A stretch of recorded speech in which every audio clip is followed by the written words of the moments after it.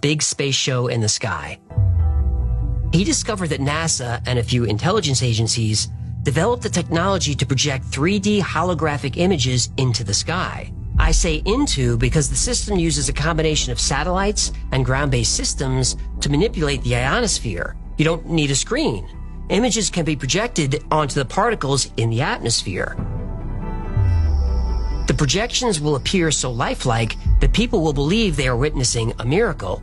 The dominant god of each region will appear in the sky. Imagine looking up and seeing Jesus, Muhammad, Buddha, all speaking to their followers in their own language. Their god will tell them their beliefs are all wrong, then will slowly morph into a new god. This is the first appearance of the new Messiah, God of the New World Order. The projections of Jesus, Muhammad, Buddha, and Krishna will merge into one, and explanations of mysteries and revelations will be disclosed.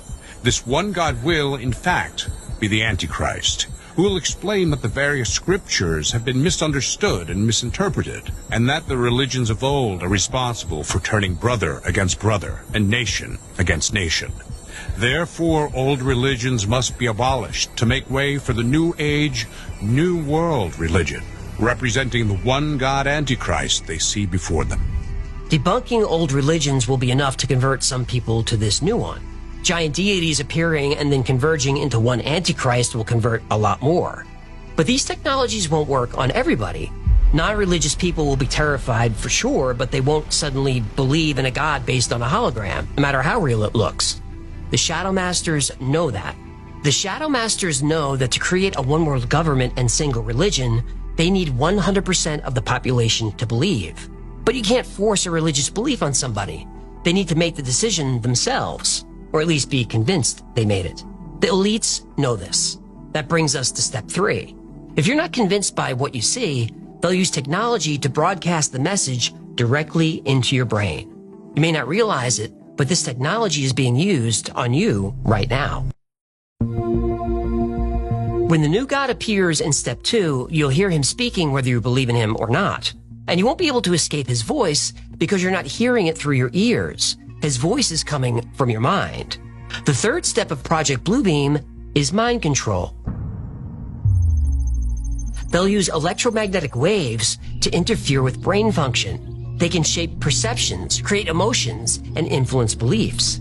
The third step in the Bluebeam project uses electronically augmented two-way communication, where ELF, VLF, and LF waves will reach each person from within his or her own mind, convincing each of them that their own God is speaking to them from the very depths of their own soul. Such rays from satellites are fed from the memories of computers that have stored massive data about every human on Earth and their languages. The rays will then interlace with their natural thinking to form what we call diffuse artificial thought.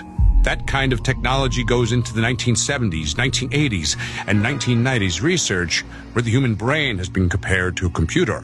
Information is fed in, processed, integrated, and then a response is formulated and acted upon.